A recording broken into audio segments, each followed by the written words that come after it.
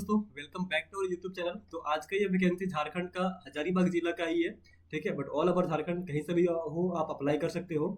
ये कृषि प्रौद्योगिकी प्रबंधन और पशुपालन एवं सहकारिता विभाग झारखंड के साइड से है। झारखंड सरकार गवर्नमेंट ऑफ झारखंड के साइड से वैकेंसी है।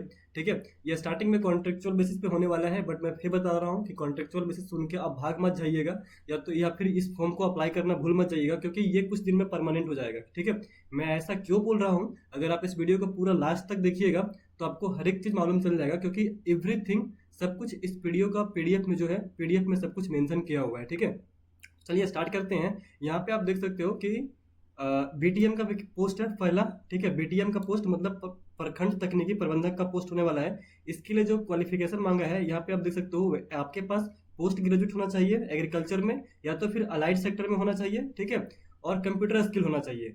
और अगर ये नहीं है तो फिर आपके पास एग्रीकल्चर ग्रेजुएट में होना चाहिए। अगर आप ग्रेजुएशन भी किए हो एग्रीकल्चर से, लेकिन 5 साल का वर्किंग एक्सपीरियंस है एटीएम में, तो आप इस फॉर्म को अप्लाई कर सकते हो। ठीक है, ये यहाँ पे आप देख सकते हो।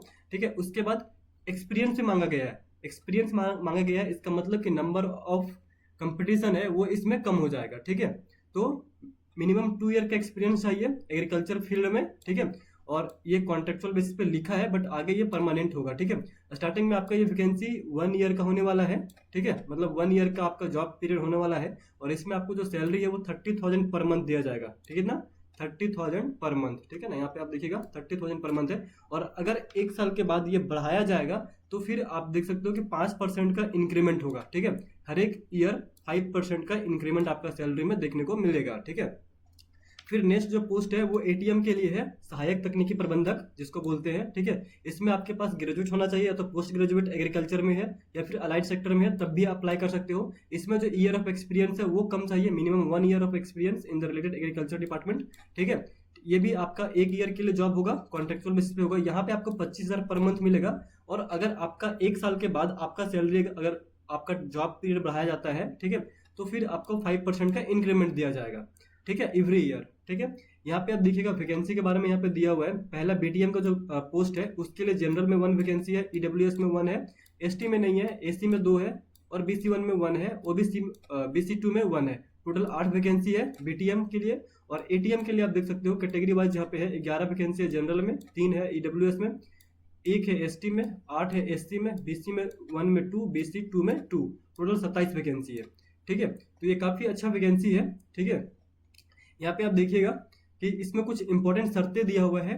ठीक है, शर्तें क्या है कि जो आपका ये विज्ञापन है वो कॉन्ट्रेक्चुअल बेसिस पे है, मैं पहले ही बता दिया हूँ, 1 ईयर के लिए है। लेकिन यहाँ पे लिखा है साफ साफ कि परफॉर्मेंस अप्राइजल की रिपोर्ट के आधार पे आपका ये सर्विस पीरियड को बढ़ाया जा सकता है। ठीक है, मतलब ये जॉब आपका जो है वो जैसे जैसे आपका कॉन्ट्रेक्चुअल खत्म होगा फिर आपको 1 ईयर के बाद ये रिन्यूअल किया जाएगा। इस प्रकार से यहाँ पे सैलरी इंक्रीमेंट का भी प्रोसेस लगा के देख सकते हो यहाँ पे, क्योंकि अगर आपका ये जॉब पीरियड को नहीं बढ़ाता तो ये सैलरी इंक्रीमेंट का बात नहीं बोलता हर एक ईयर का यहाँ पे। ठीक है ना, तो इधर इंक्रीमेंट का भी बात बोला है, साथ में यहाँ पे ये परफॉर्मेंस अप्राइजल का भी बात बोला है। तो इन दो चीजों से यहाँ पे आप समझ सकते हो कि ये जॉब जो है वो आगे चल के परमानेंट भी हो सकती है। तो अगर आप कुछ नहीं कर रहे हो तो इस फॉर्म को अप्लाई करके रखना, इस जॉब को लेकर रखना आपके लिए काफी अच्छा हो सकता है। ठीक है, अब बात करेंगे सिलेक्शन प्रोसेस का। तो टोटल जो है आपका इसमें 100 नंबर का एग्जामिनेशन होगा। ठीक है, लेकिन आपका जो जनरल के लिए है 50 नंबर रहेगा क्वालिफिकेशन, सॉरी मतलब क्वालिफाइंग मार्क्स 50 नंबर है, और एसटी एससी ओबीसी के लिए 40 नंबर है। ठीक है, अभी आगे और क्लियर हो जाएगा। यहाँ पे आप देख सकते हो कि प्रखंड तकनीकी प्रबंधक मतलब बीटीएम के लिए शैक्षणिक योग्यता 50% अंक चाहिए। ठीक है, ये जनरल के लिए है। ठीक है, और बाकी सारा कैटेगरी के लिए इससे कम ही रहेगा।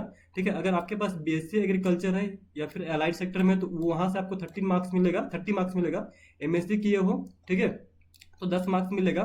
फिर इसका जो स्पेशल कोर्स है वो अगर किए हो तो 10 मार्क्स मिलेगा। ठीक है, कंप्यूटर की जानकारी से 20 मार्क्स मिलेगा, एक्सेल में 5, पावर पॉइंट में 5, और वर्ड में 10 मार्क्स का एग्जामिनेशन होगा। ठीक है ना, एटलीस्ट 1 ईयर ऑफ एक्सपीरियंस अगर है किसी भी डिसिप्लिन में, अंडर गवर्नमेंट में काम किए और सेमी गवर्नमेंट में काम किए हो, तो आपको 4 मार्क्स मिलेगा। और 2 ईयर अगर प्राइवेट सेक्टर में किए हो तो फिर आपको 4 मार्क्स मिलेगा वहां से। ठीक है, तो टोटल जो है वो 100 नंबर का मार्क्स होगा, लेकिन क्वालिफाइंग मार्क्स 50 है।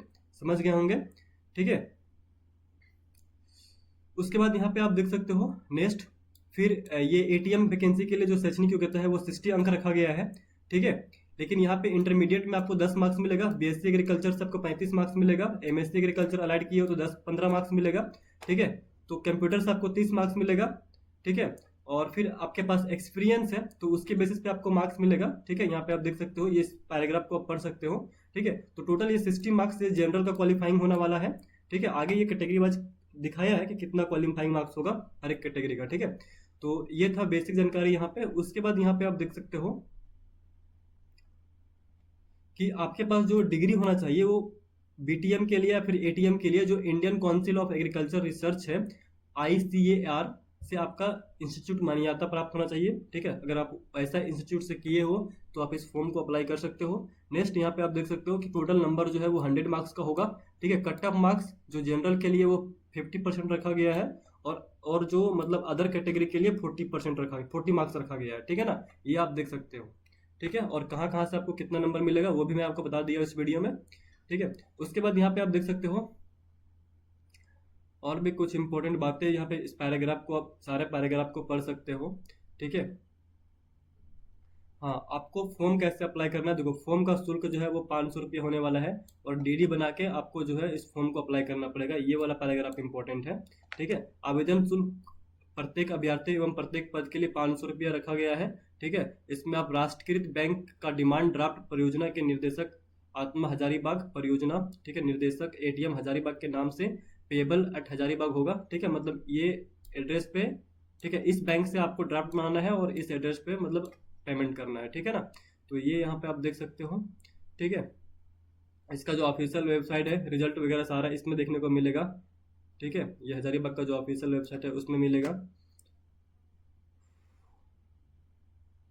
फॉर्म अप्लाई करने का जो लास्ट डेट है वो यहाँ पे आप देखिएगा कि 25/8/2026 5 बजे से पहले जो है वो आपको डिमांड ड्राफ्ट को स्पीड पोस्ट से आपका मतलब जो ड्राफ्ट है वो पहुंच जाना चाहिए, आपका फॉर्म जो है वो डिपार्टमेंट तक पहुंच जाना चाहिए। तो बहुत जल्दी अगर आप अप्लाई कर देते हो तो काफ़ी अच्छा होगा, क्योंकि 4-5 दिन जाने में भी लग जाता है, ठीक है। या तो फिर अगर आप फिजिकली तुरंत वहाँ पे जमा करते हो जाकर तो फिर कोई दिक्कत नहीं है, 25 को भी कर सकते हो, ठीक है। तो इस प्रकार से कुछ था ये नोटिफिकेशन और ये सारे अपडेट जो आपको अच्छे लगे होंगे।